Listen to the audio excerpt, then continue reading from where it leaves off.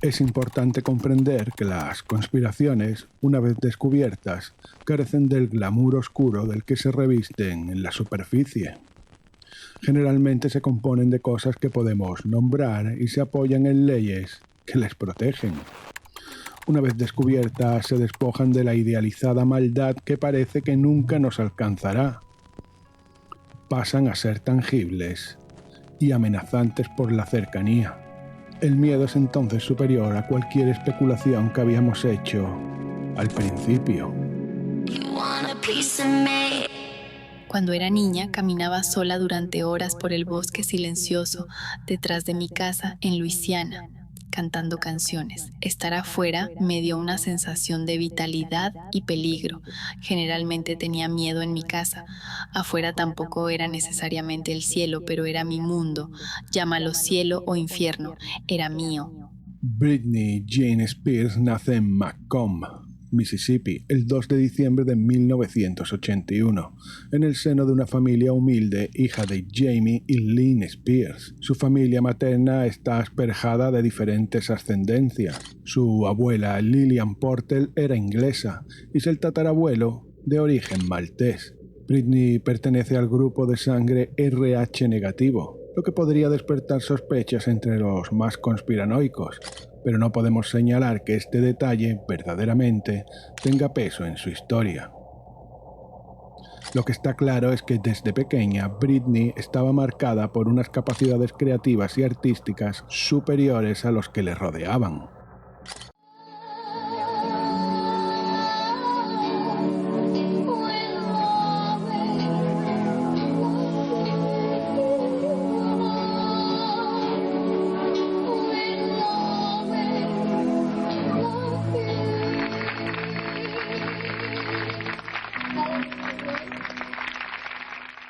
Jamie, Lynn, Britney y sus hermanos, el mayor Brian y la menor Jamie Lynn, se mudaron a Kentwood, Luisiana, el hogar de su madre. Allí fue donde nuestra protagonista comenzaría a notar el peso implacable de la vida desde muy jovencita. Los Spears se movían en el círculo bautista asociado al conservadurismo más duro. Britney comenzó a cantar en el coro de la iglesia.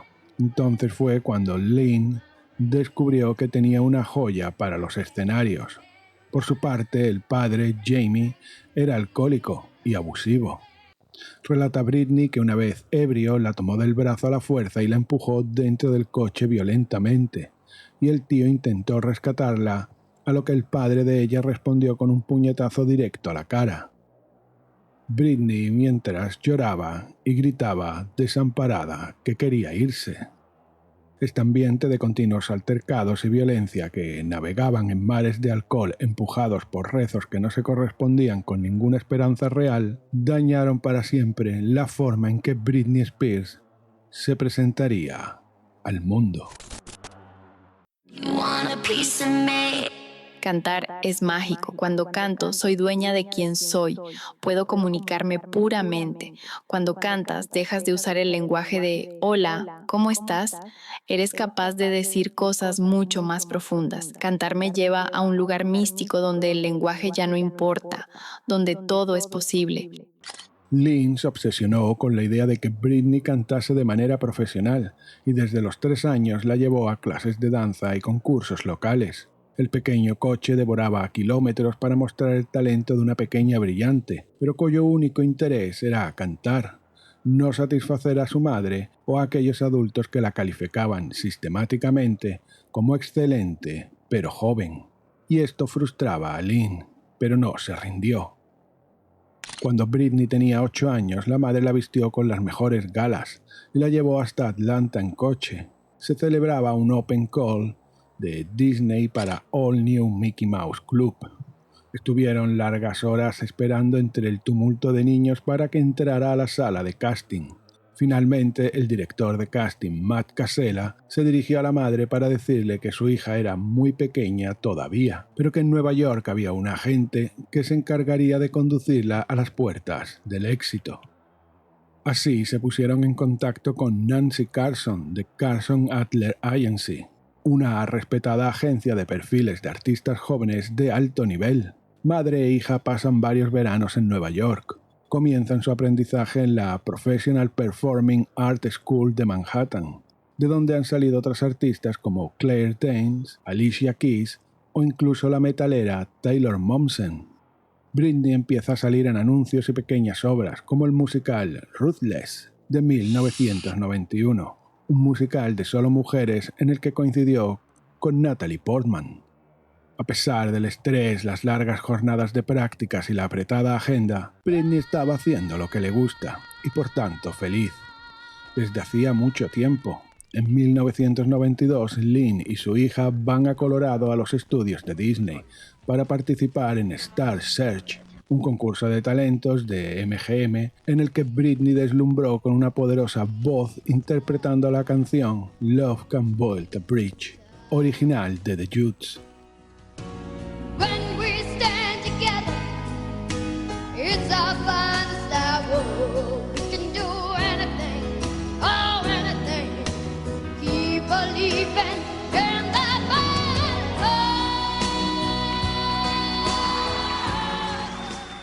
Hi.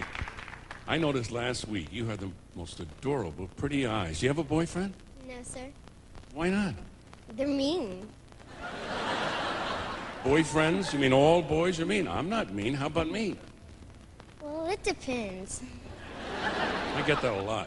Lo cierto es que la pequeña Britney comenzaba a darse cuenta de que las sombras del éxito son más largas y lúgubres de cómo las pintan en los contratos que su madre firmaba a discreción. Ese mismo año volvió a presentarse en Disney para un nuevo casting de The All New Mickey Mouse Club. Ahora sí era escogida por el elenco de la temporada 92-93, junto a Justin Timberlake, a quien ya conocía de Nueva York, Ryan Gosling y Christina Aguilera. Lynn había activado la maquinaria para generar ingresos a partir del talento de su hija, y esta fluía de manera natural cumpliendo el aparente sueño de todo niño, ser una estrella de Disney. Pero bajo el brillo de las orejas del ratón, la empresa aplicaba una arquitectura legal y una disciplina de hierro diseñada para extraer el máximo rendimiento comercial de sus jóvenes promesas. Los contratos de Disney de principios de los 90 reflejan una aplicación sumamente conveniente de la ley Kogan y del Código de Regulaciones de California. En 1989 la compañía rescató el formato de Mickey Mouse Club bajo el nombre de The All New Mickey Mouse Club, pero trasladó la producción a los Disney MGM Studios en Orlando, Florida, el mismo lugar donde se celebraba el programa Star Search, en el que Britney ya había participado. Aquí comienza la anomalía regulatoria que define todo este periodo. Aunque el rodaje se realizaba físicamente en Florida, los contratos se originaban en California, sede corporativa de la empresa. Por lo tanto, la normativa aplicable era el California Labor Code y el artículo 8 CCR 11.750-11.765. Ignorando la legislación de Florida, un estado que no promulgó su primera ley específica de protección para menores artistas hasta julio de 1995. El resultado fue un espacio de excepción, una fábrica de talento infantil operando bajo la letra de California, pero en un territorio sin inspecciones estatales propias.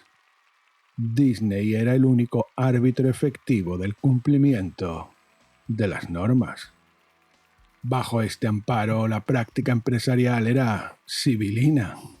Se incentivaba a los padres a pasar por alto la dureza del entorno a cambio de recibir el control de los ingresos de sus hijos. Para evitar inspecciones molestas, el estudio cumplía al pie de la letra con los horarios y la educación formal. Pero los relatos de los protagonistas, incluidos los de la propia Britney, indican que aquello se parecía más a un campo de entrenamiento militarizado que al paraíso infantil que se vendía a las familias. Los límites que la ley imponía eran precisos y Disney los usaba como coartada de cumplimiento institucional. Para el rango de 9 a 16 años, el grueso del elenco, la permanencia máxima permitida en el set era de 9 horas diarias. En días escolares el tiempo se fragmentaba de forma estricta, un máximo de 5 horas de trabajo efectivo, 3 horas obligatorias de educación y 1 hora de descanso. En días no escolares, el trabajo podía subir a 7 horas respetando el límite de 8 horas reales diarias y 48 semanales. La franja horaria autorizada iba de las 5 de la mañana a las 10 de la noche, ampliable hasta las 12:30 en vísperas de días festivos, exigiendo un descanso mínimo de 12 horas entre jornadas. La ley definía como trabajo no solo el tiempo ante la cámara y los ensayos, sino también el proceso de maquillaje, peluquería y vestuario, incluso si lo realizaba personal del estudio en el domicilio del menor. Los traslados entre localizaciones también sumaban al cómputo. El tiempo de comida, de al menos 30 minutos, no. Toda esta matriz regulatoria permitía estirar la permanencia física del niño dentro de los límites autorizados. El estudio conocía a la perfección el perfil de los menores que recalaban en sus castings. Niños dóciles, con un talento descomunal y procedentes de familias desestructuradas o de origen humilde. Lo vemos repetido en otras estrellas de la misma generación, como Christina Aguilera, quien salía de un núcleo familiar marcado por un padre violento, y en casos posteriores.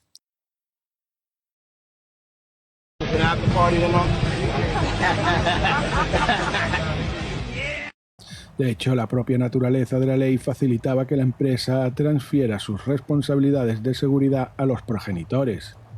La norma exigía la presencia obligatoria de los padres en el set, within sight and sound, es decir, dentro del alcance de la vista y el oído. Los ensayos, el vestuario y el maquillaje, todo, incluido el set, estaba vigilado por los padres. Además del cuidado diario, los padres asumían tareas legales y burocráticas críticas sin recibir remuneración alguna por parte de Disney entre 1990 y 1994. Eran los encargados de tramitar y renovar cada 6 meses el permiso del trabajo del menor, que requería certificados médicos y de cumplimiento escolar, y de firmar los contratos de producción, ya que el menor carecía de capacidad jurídica. Estos contratos se llevaban posteriormente a la Corte Superior para ser validados judicialmente, un blindaje que impedía a los pequeños artistas revocar los acuerdos al cumplir la mayoría de edad. El chantaje sistémico tomaba forma aquí. La obligación de permanecer en el set 24/7 impedía a los padres ejercer otros trabajos, lo que los volvía dependientes de los emolumentos de sus hijos, los cuales iban directos a sus manos sin la obligación de justificar cómo se gastaban. Al menos el marco de California garantizaba la presencia constante de los padres. En empresas competidoras como Nickelodeon, la desprotección era aún mayor. Testimonios posteriores de artistas como Ariana Grande, Jeanette McCurdy o Drake Bell, este último víctima de abusos por parte de Brian Peck, un productor que tras ser condenado terminó siendo contratado por la propia Disney.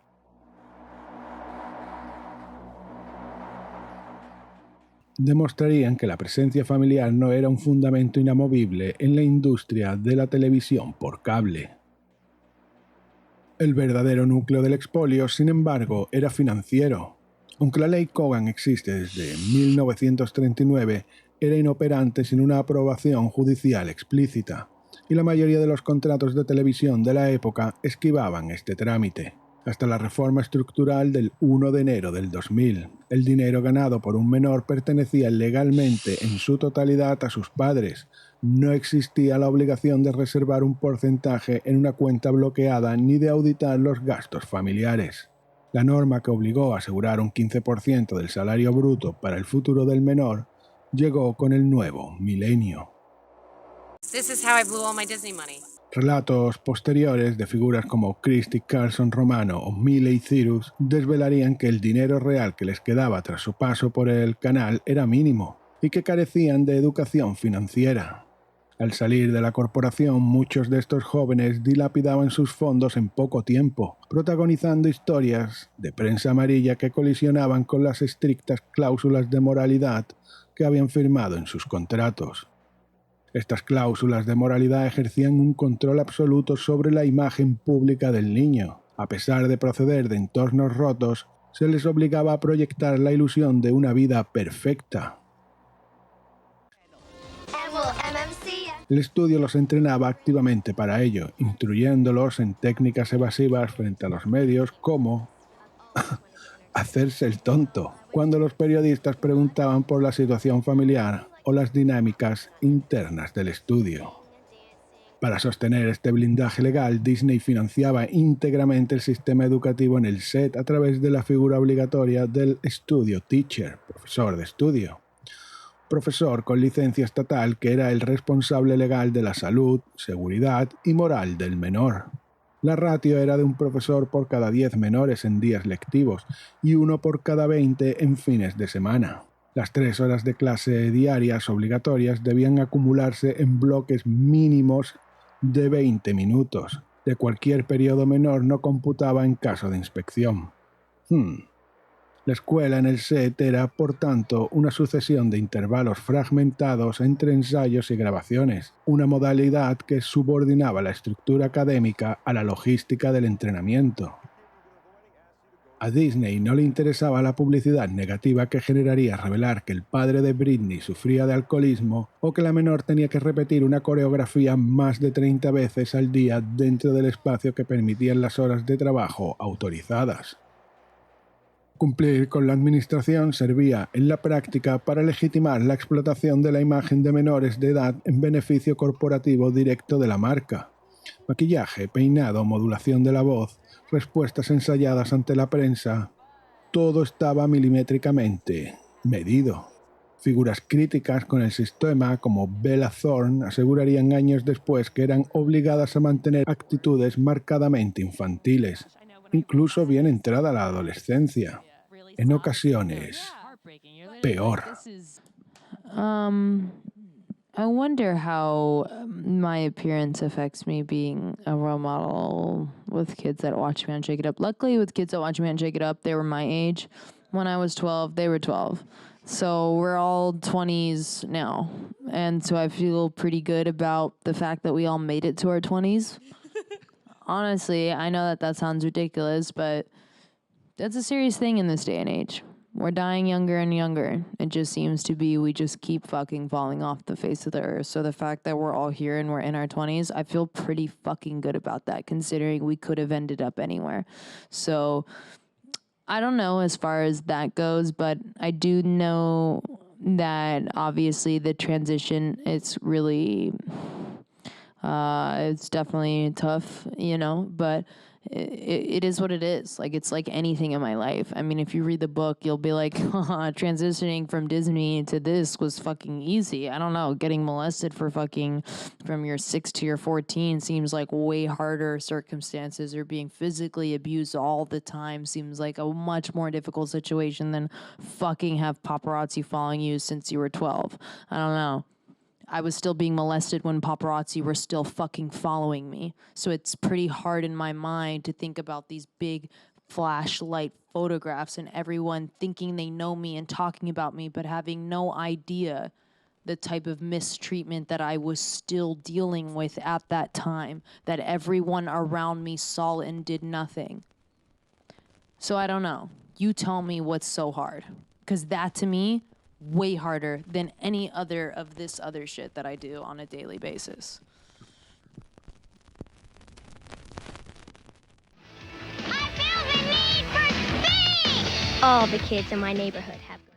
Everybody calls her Granny. La empresa se reservaba el derecho de instrumentalizar la vida íntima del menor y de su familia para promocionar sus productos.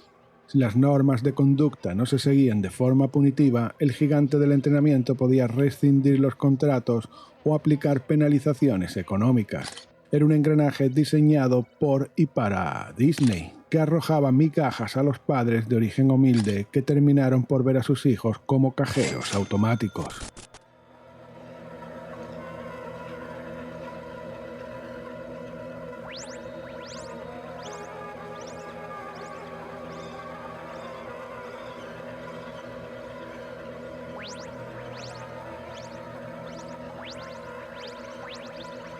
Do you get along with her? Yeah, Yeah. she's a good friend. Okay. It's a subject that I definitely want to be careful of because I'd never want to speak out of term about somebody that I have so much respect and admiration for. But I'm so happy. I will just say, you know, what I do feel comfortable in saying, as I've said before, actually, and stated that I couldn't be happier for her. Every woman deserves to feel empowered. La rivalidad que los tabloides explotarían años más tarde bajo el cliché de la rubia contra la morena se sembró en estos pasillos. La competencia entre Britney Spears y Christina Aguilera no nació de una enemistad real. Ambas artistas intentan siempre protegerse mutuamente ante los medios, dirigiendo palabras amables la una a la otra. Fue la propia corporación la que estableció la competitividad estructural, proyectando hacia el público una imagen de perfección idealizada a través de la pantalla, mientras mantenía a las menores en una situación de absoluta vulnerabilidad patrimonial y personal, que los testimonios de las décadas posteriores se han encargado de documentar.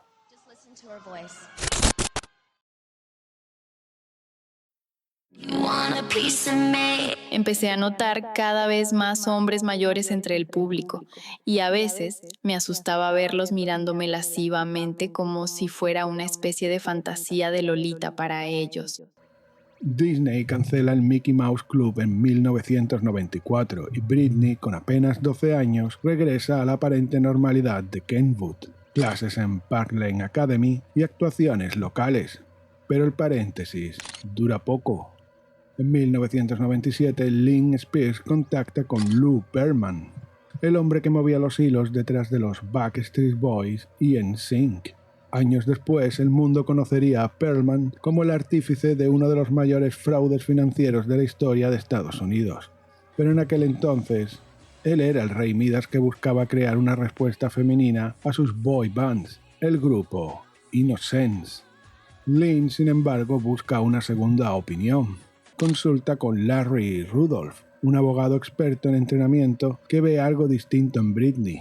Al no encajar en el formato de banda, Rudolph decide lanzarla en solitario, con una canción descartada de Toni Braxton, una grabación de una semana y un puñado de fotos.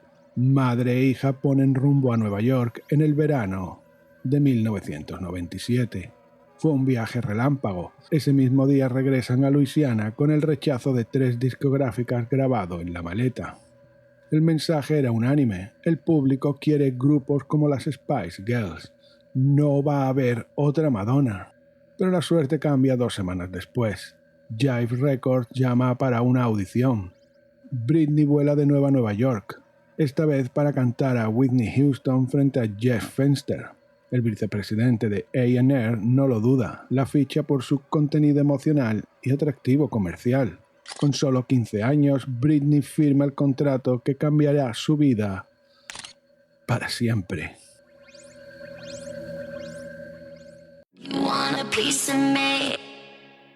Eric Foster White se hace cargo del management de Britney, que afirmará ser el artífice del cambio a la voz de bebé característica del artista, que como hemos escuchado anteriormente no tiene nada que ver con las audiciones mostradas antes. Sin embargo, la propia Britney en su biografía The Woman in Me dice que salió de ella misma para tener un sonido más rhythm and blues y que para conseguirla se pasaba noches sin dormir para ir con la voz tostada a la grabación.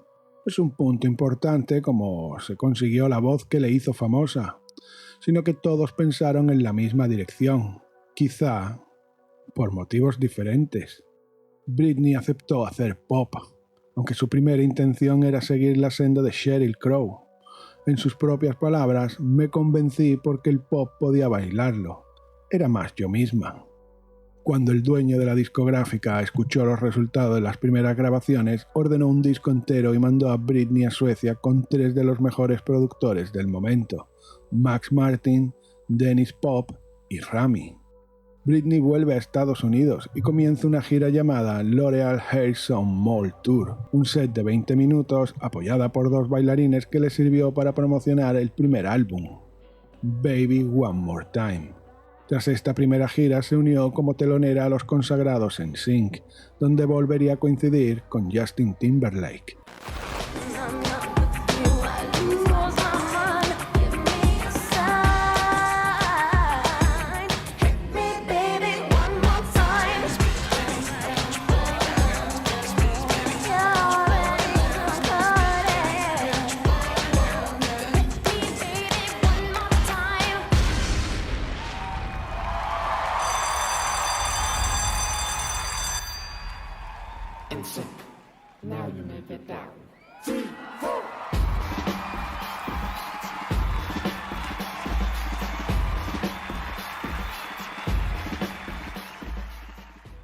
El 12 de enero de 1999 sale el disco. Debutó con el número 1 del Billboard 200 y consiguió consagrar 2 discos de platino en un mes. Baby One More Time encabezó la lista en 15 países y vendió más de 10 millones de copias en un año. Se convirtió en el álbum más vendido de un artista adolescente.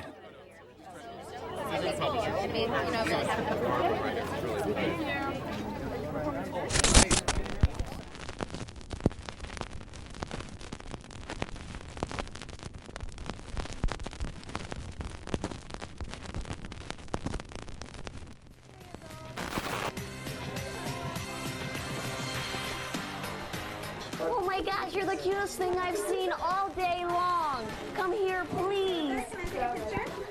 You want a picture with me? Please, I just want to pinch you. Camera, say cheese.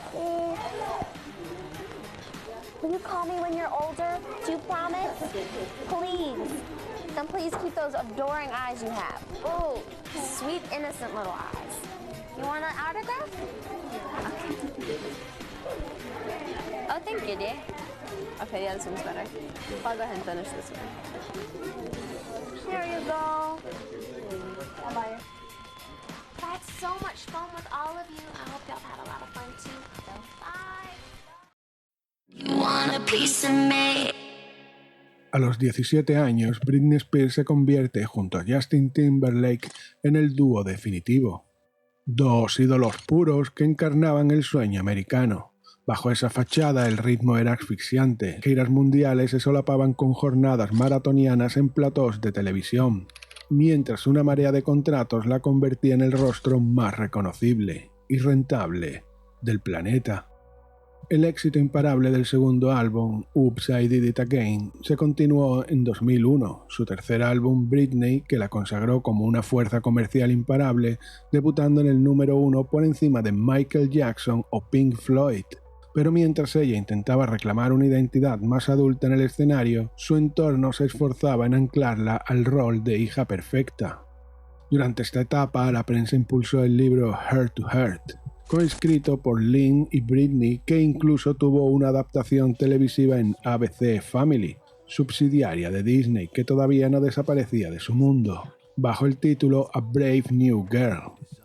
El libro era una colección de relatos idealizados que solo existían en el imaginario del público y en la cabeza de Lynn Spears, una herramienta de marketing diseñada para blindar ese rol conservador que ya empezaba a disiparse en la vida diaria de la joven.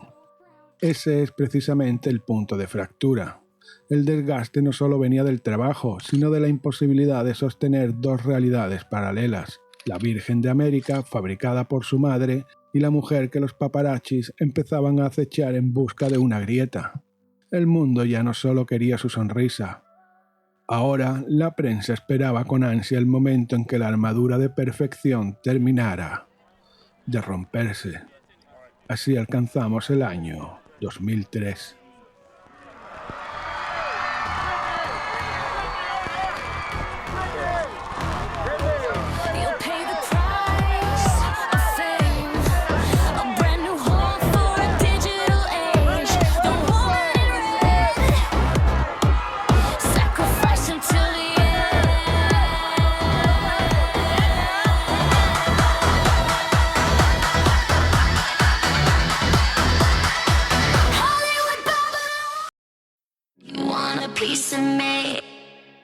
El año 2003 marcó el colapso definitivo de la fachada. La relación con Justin Timberlake termina bajo el peso de rumores de infidelidad y encuentros pasajeros como el de Britney con Colin Farrell en el Chateau Marmont.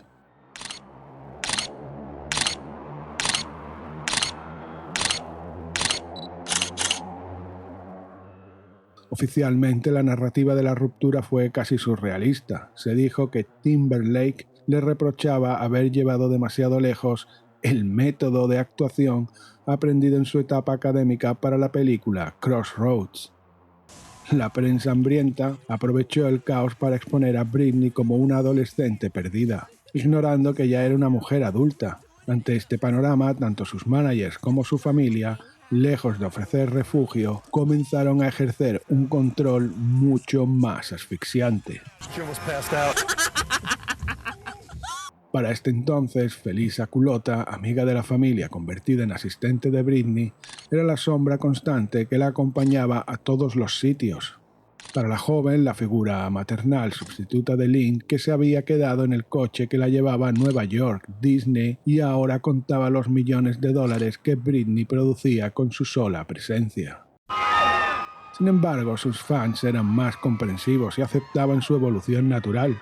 Los managers, viendo que la imagen de virginidad era ya un cristal roto, decidieron que lo mejor no era luchar contra el cambio, sino capitalizarlo. Si la pureza se había quebrado, había que girar la rueda y subir la apuesta. El escenario elegido fue los MTV Video Music Awards en agosto de 2003. Britney ya era una habitual en la gala con varias actuaciones desde el 1999. Esta de 2003 comienza con la inconfundible secuencia de Like a Virgin. Primero apareció Britney y tras el primer verso Christina Aguilera, ambas vestidas de novias en un claro guiño al pasado de la propia Madonna. De pronto el tema rompió hacia Hollywood y la reina del pop emergió en el centro asumiendo el papel de maestra de ceremonias con sus dos herederas. El clímax llegó cuando Madonna besó primero a Britney y luego a Christina. En un movimiento de realización calculado, las cámaras mostraron inmediatamente el rostro de Justin Timberlake entre el público. La imagen de la Virgen había sido destruida en directo frente a millones de personas. Para el entramado de Hollywood, a partir de ese momento, todo valía. Para una generación entera, aquel beso quedó grabado a fuego como el instante en que la inocencia dejó de ser rentable. Ese beso en los MTV fue también el sello de la nueva alianza. Madonna, convertida en una suerte de mentora espiritual, introdujo a Britney en el Kabbalah Center, una organización liderada por el matrimonio Berg, que en aquel entonces tenía medio Hollywood bajo su ala. Desde Demi Moore hasta Michael Jackson, quien ya había tenido serios roces legales con la entidad. Para una Britney exhausta y confundida, las promesas de sanación fueron un imán. El Kabbalah Center vendía una versión simplificada del Zohar, mezclada con astrología y una retórica de caridad que ocultaba una maquinaria de captación agresiva. Allí, bajo la influencia de Madonna, Britney estrecharía lazos con figuras como Paris Hilton, pero también comenzaría a experimentar el primer saqueo fuera de su entorno familiar. Los Bergs, mediante una estructura piramidal no reconocida por ninguna rama oficial del judaísmo, exigían donaciones masivas a sus miembros más célebres para financiar sus propios proyectos. La marca de este periodo quedó grabada en su propia piel. Britney se tatuó en la nuca la palabra sanación en hebreo. Fue un mensaje silencioso que no cobraría su verdadero significado hasta 2021. Cuando ya desconectada por completo de la organización, pudo mirar hacia atrás esa espiral de confusión. Aquello no fue una búsqueda religiosa, sino un síntoma de su vulnerabilidad. Una parada más en un camino donde todos, desde los managers hasta los guías espirituales, veían en ella no una persona, sino una fuente inagotable de ingresos. No sería hasta décadas después cuando Britney aclararía su complejo viaje espiritual, del catolicismo al ateísmo pasando por el esoterismo de los Berg. Pero en 2003 solo era una mujer buscando desesperadamente un suelo firme donde pisar. Los escándalos de líos amorosos, el giro cabalista y algunas actuaciones poco acertadas comenzaron a minar a algunos fans, que se añadían al carro de la difamación mediática y comenzaron a llamarla abominación. Había que solucionar eso. Familia y managers no querían perder la gallina de los huevos de oro y orquestaron una entrevista con Diane Sawyer. Me convertí en esta otra persona. No pude notar la diferencia entre cuando la cámara estaba encendida y cuando no lo estaba. El escenario para el nacimiento del nuevo ciclo de Britney no se elige al azar. Ocurre en el opulento apartamento de la joven en Nueva York. Se emite en Primetime Thursday de la cadena ABC, que para ese entonces ya era propiedad absoluta de Disney. El círculo se cerraba. La misma corporación que le había dado el molde de la inocencia infantil se convertía ahora en el escaparate para representar el nuevo producto. La princesa se transformaba en mujer adulta. La presentadora Diane Sawyer abre con una promesa que suena a sentencia. In the Zone, el nuevo disco del artista, marca una Britney que queda atrás y una Britney que llega. En 2003 la entrevista se vendió como un ejercicio de periodismo incisivo. Mirada en retrospectiva, fue una pieza de marketing quirúrgica y torticera.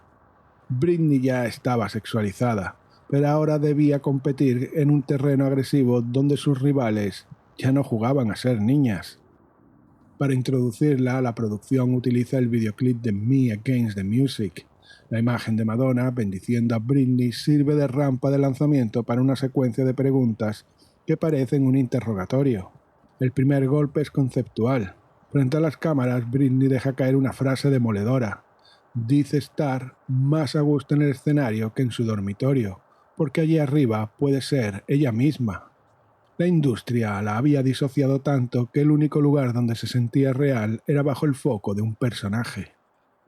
A partir de ahí, la entrevista se convierte en una obra de teatro ensayada. Sawyer presiona con la nueva temática explícita de las canciones, como Breathe on Me, y le afea la falta de ropa en sus sesiones de fotos. Cuando le pregunta si fue más lejos de lo que le habría gustado en la famosa sesión de Esquire, Britney intenta defender su autonomía, pero la verdad se le escapa entre las manos. Al ver las fotos donde posa semidesnuda, admite: fue un poco demasiado, pero simplemente dije, vamos a hacerlo. Tampoco tenía mucho que aprobar. Sin saberlo, la artista estaba confesando la realidad. El plan ya estaba trazado por su equipo de managers, ella solo ponía el cuerpo. Sawyer ponía la trampa. La entrevista avanza ejecutando una agenda muy clara. Primero se blanquea su entorno, se presenta a los Spears como la familia cuidadora con apoyo incondicional de la estrella, minimizando la realidad de unos padres que ya vivían separados y un sistema familiar que había empezado a parasitar sus $100,000 diarios de ingresos. Eso es lo que estaba ganando en ese momento. Segundo, se limpia su historial, se le pregunta por su experimentación con sustancias o sus fotos con Colin Farrell para que ella, sonriente, pueda declararse completamente soltera y alejada de los excesos. Pero el clímax de la función llega cuando el guión exige el castigo. Sawyer le recrimina sus pecados públicos: haberle hecho un corte de manga a los paparazzi en México, llegar tarde al estreno de Crossroads o haber abandonado un concierto en Londres bajo la lluvia. Y entonces llega el golpe de gracia. Justin Timberlake. Sawyer la acusa frontalmente de haberle roto el corazón al primer amor de su vida. Es en ese instante donde Britney se quiebra y rompe a llorar de una manera extraña. Un fragmento televisivo que durante años los teóricos de la conspiración usaron para hablar de control mental MKUltra. La realidad era mucho más terrenal y cruel. Ese llanto estaba pactado.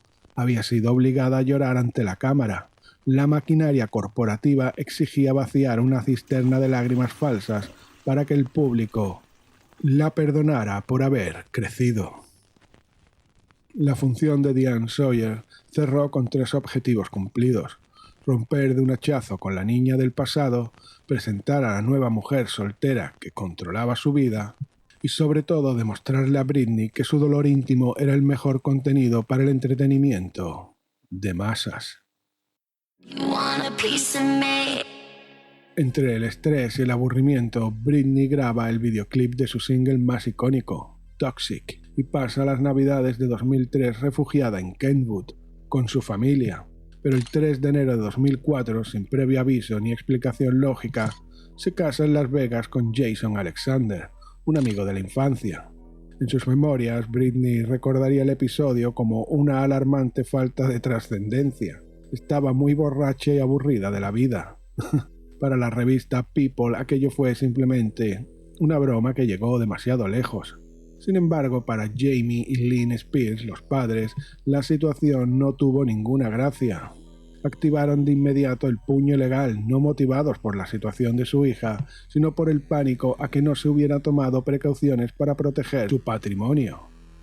tal como indica el documento de anulación que el equipo de abogados interpuso a contrarreloj. El motivo principal era falta de acuerdo prenupcial. El dinero, una vez más, como motor de la preocupación familiar Spears. El engaño de Jason Alexander fue absoluto.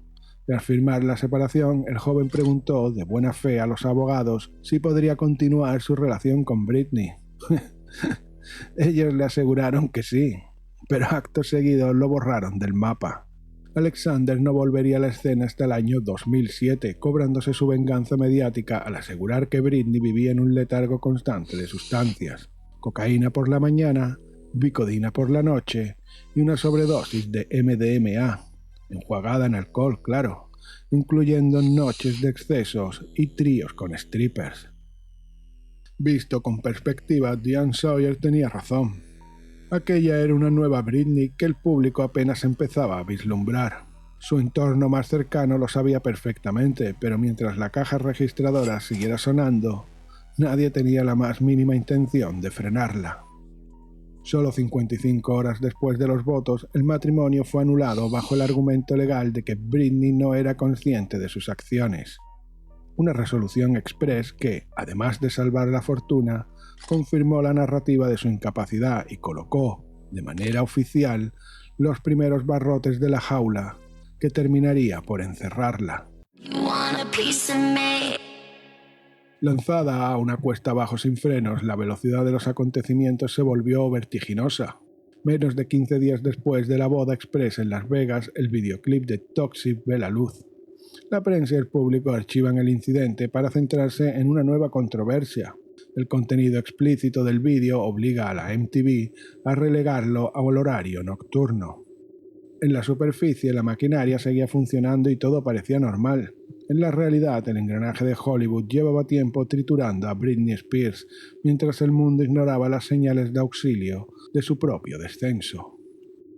El punto de inflexión definitivo llegó en junio de 2004, durante el rodaje del videoclip de Outrageous. Britney sufre una grave lesión de rodilla que lo obliga a pasar por quirófano y a cancelar de golpe el resto de su gira mundial. Por primera vez en su vida, la estrella está obligada a parar. En este vacío de aislamiento, el dolor físico, su mundo se reduce a una sola persona, Kevin Federline, un bailarín de respaldo de Justin Timberlake que había conocido meses antes en un club de Los Ángeles. La relación ya venía lastrada por el escándalo. Federline acababa de abandonar a su pareja, la actriz Shar Jackson, estando ella embarazada de su segundo hijo. La prensa no tuvo piedad. La Virgen de América era ahora retratada como una destructora de hogares. A pesar del ruido, se casan el 18 de septiembre de ese mismo año. Para entonces, la MTV había planeado un formato de reality show tradicional sobre su gira. Pero tras la lesión de rodilla, la gran maquinaria corporativa dio un paso atrás. Fue entonces cuando ocurrió algo incomprensible. La propia pareja vendió sus cintas domésticas a la cadena UPN. En la primavera de 2005 se emite Britney and Kevin Chaotic. La crítica destrozó los 5 episodios catalogándolos de suicidio artístico. Pero al otro lado de la pantalla el espectador miraba atónito un retrato crudo, pixelado y sin filtros. Era la imagen de una joven hundiéndose por capítulos y nadie, absolutamente nadie fuera de su entorno más íntimo, lograba comprender qué estábamos viendo ni por qué. The first performance, she didn't want me to make any comment. I'm real, and I'm just gonna tell you. La velocidad de los acontecimientos se vuelve entonces vertiginosa. El 14 de septiembre de 2005 nace su primer hijo, Sean Preston, y apenas un año después llega al mundo Jaden James. Pero la maternidad no fue un campo de batalla fortuito contra la prensa, sino el escenario de un desamparo absoluto. Mientras otras grandes estrellas de la industria contaban con cordones de seguridad y ejércitos de relaciones públicas para blindar su intimidad, el entorno de Britney la dejó a la intemperie. Los paparazzi no tuvieron que romper ninguna defensa, simplemente ocuparon el vacío que dejaba el desamparo de su familia y sus managers. Para la maquinaria que la rodeaba, el dinero fluía igual si venía de un hit musical o de una portada humillante. En esa profunda soledad, con 2 bebés en brazos y proveyendo al entorno que la abandonó, las malas decisiones del artista, el alcohol y el descontrol eran la gasolina que avivaba el fuego que la devoraría. Los fotógrafos solo hacían su trabajo, los demás no.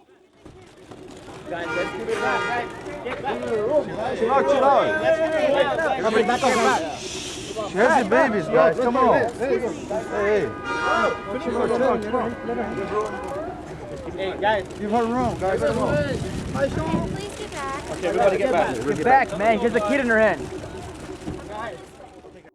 Todo terminó de romperse en noviembre de 2006, cuando Britney solicita formalmente el divorcio. Hollywood la había engullido, masticado y escupido a un escenario completamente a oscuras. La Britney que el mundo creía conocer había desaparecido por completo, dejando en su lugar a una mujer acorralada. La pregunta flotaba en el aire: ¿cuánto más estaban dispuestos a presenciar sus fans antes de que la jaula se cerrara del todo?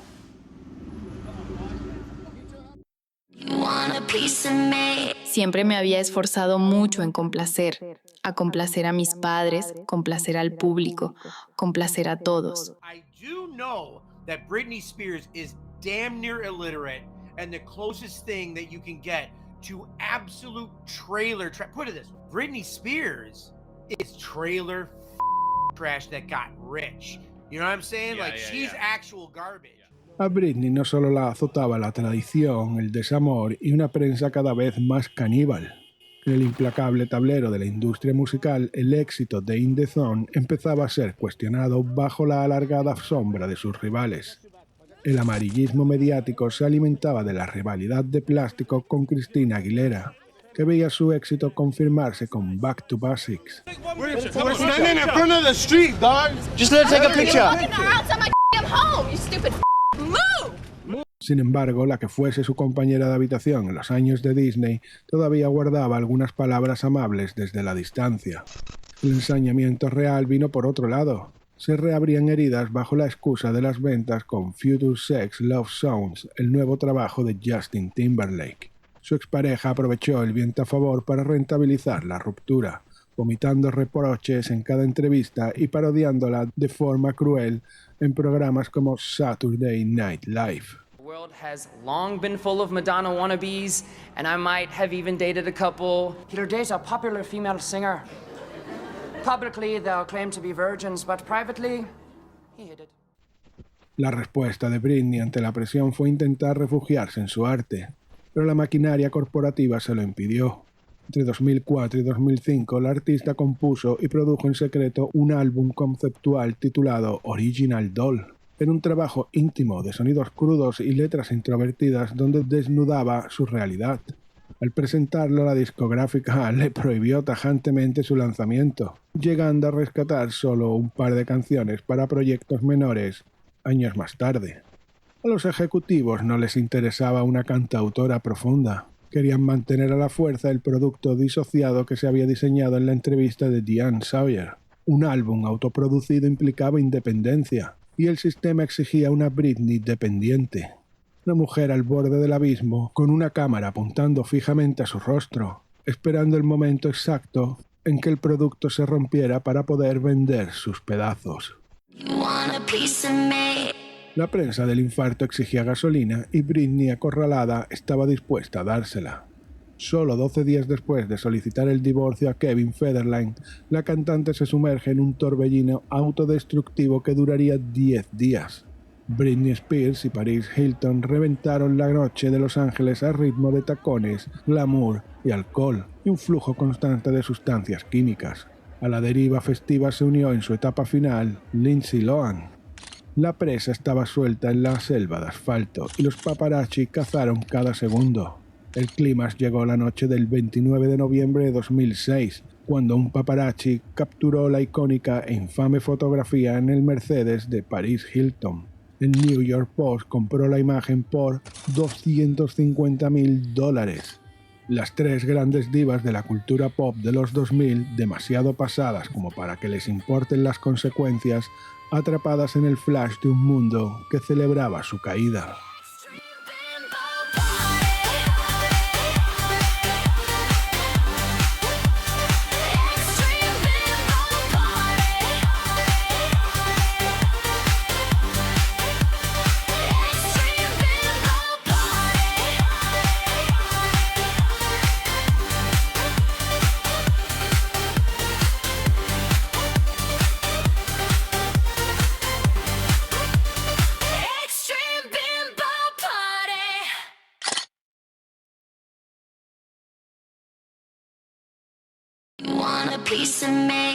El año 2007 arranca con una calma tensa.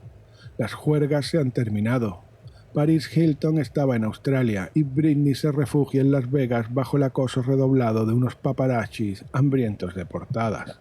El delgado hilo que separaba la cordura de la psicosis se rompe definitivamente a mediados de febrero. Tras pasar apenas un día en una clínica de rehabilitación en Antigua, Britney vuela a Los Ángeles e intenta ver a sus hijos en casa de Kevin Federline, pero él le prohíbe la entrada.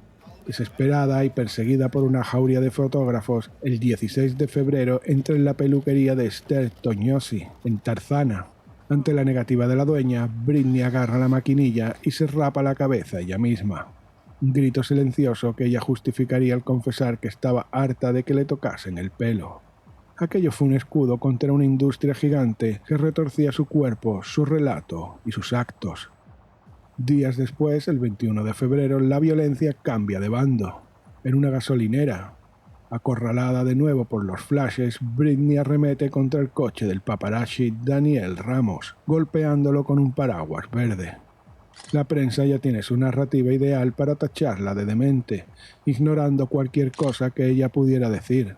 Se sirvió en bandeja un mito que los fans, en shock, fagocitaron esperando que este fuera el límite. TMZ dijo que se había rapado para esquivar un test de drogas capilar que le costaría la custodia. Todo era rentable y la foto del paraguas costó $300,000.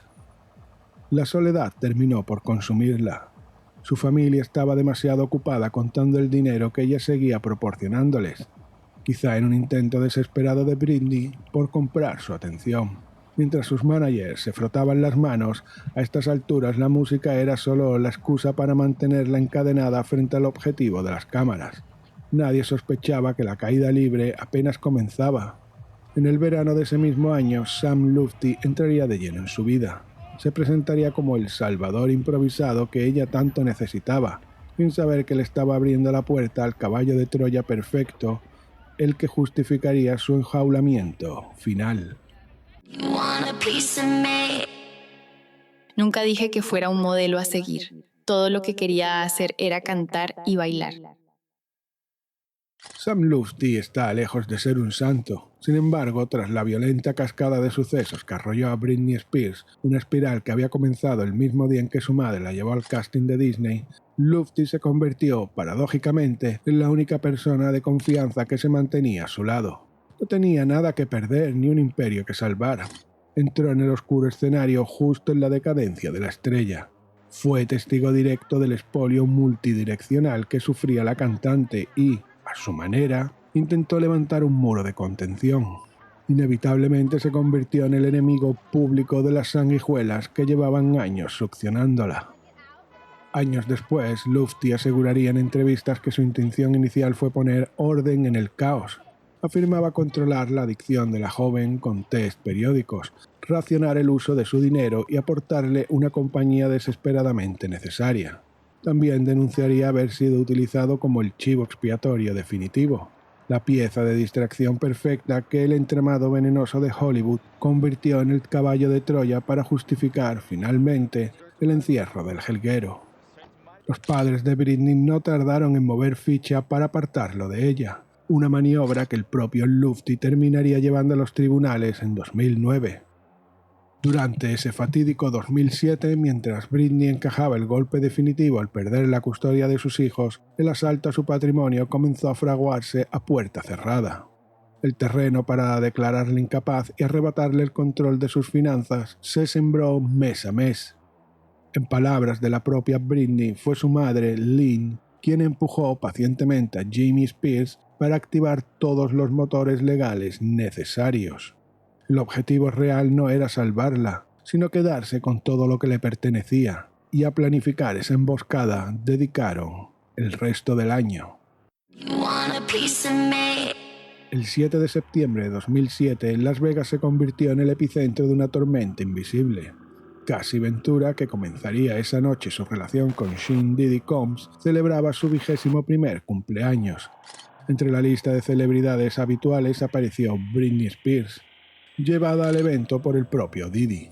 En las fotografías de esa noche, Britney sonríe, parece vivir un breve paréntesis de amnesia colectiva, actuando como si la espiral que la devoraba no existiese. A esas alturas la artista ya era una cirujana experta en colocarse la máscara de la felicidad para tapar la tragedia. Tiempo después, Britney aseguraría que aquella noche la drogaron vertiendo algo en su bebida. Es fácil dudar de su alegato defensivo si se mira a través del prisma con el que los tabloides la pintaban en ese momento, pero es dolorosamente fácil creerla cuando se conoce el monstruo que Diddy resultó ser. De cualquier manera, el exceso estaba garantizado y los detalles se quedaron en las pupilas de los allí presentes. Aquello no fue una fiesta, fue el prólogo de la ejecución pública. Perhaps her performance was less than polished because of all the partying she got in Sin City rather than rehearsal time.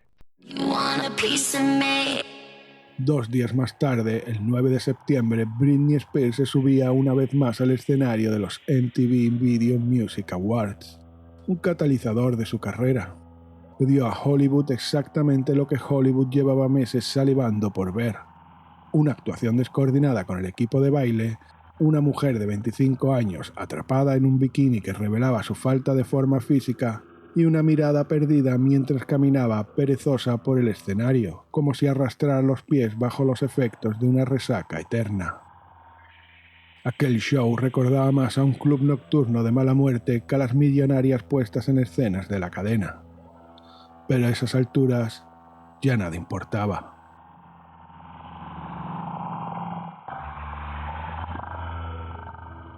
Tras el telón, el festín estaba servido. Los restos de la gloria de la princesa del pop iban a ser devorados frente a millones de espectadores que miraban la pantalla con una mezcla de morbo y perplejidad.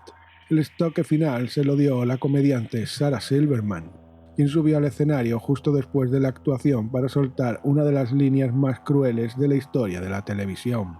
Hi. Wow. Hey. Paul. This is so exciting. Was that incredible? Britney Spears, everyone. Wow. She is amazing. I mean, she is 25 years old and she's already accomplished everything she's going to accomplish in her life. It's mind-blowing. And she's so grown up. She's a mother, you know? It's crazy. It's weird to think that just a few years ago on this very show, she was this, like, sweet, innocent little girl in slutty clothes riding around with a python. Nah, that's not nice, calling Madonna a python.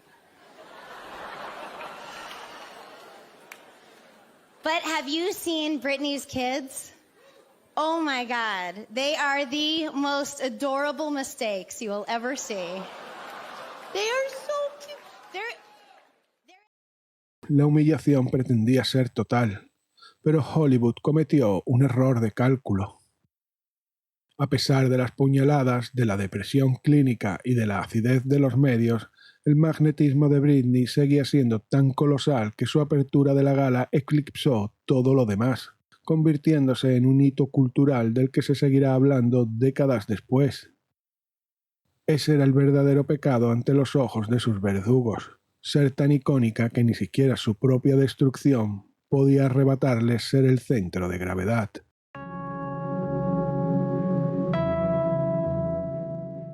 Intentaron triturarla para vender sus huesos, pero solo consiguieron grabarla a fuego en la memoria colectiva como una superviviente. Hollywood nunca se lo perdonaría.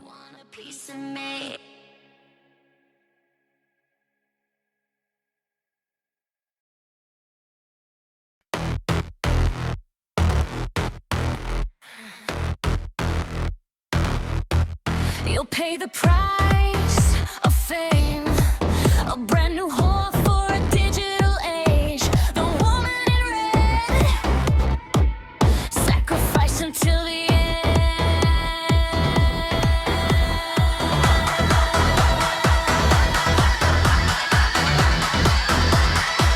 Hollywood Babylon, Hollywood Babylon, Hollywood Babylon, Hollywood Babylon. Disney's exploitation movies, red carpets leading to the studio. Tell me, Marilyn, babe, where did your innocence go?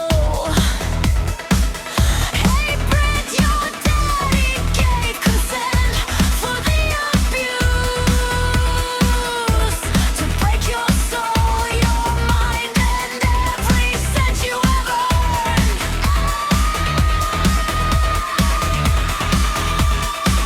Hollywood Babylon, Hollywood Babylon, Hollywood Babylon, Hollywood Babylon. Spotlights burn like ritual flames, contracts signed in blood and shame, pretty faces, shattered lives, another pawn the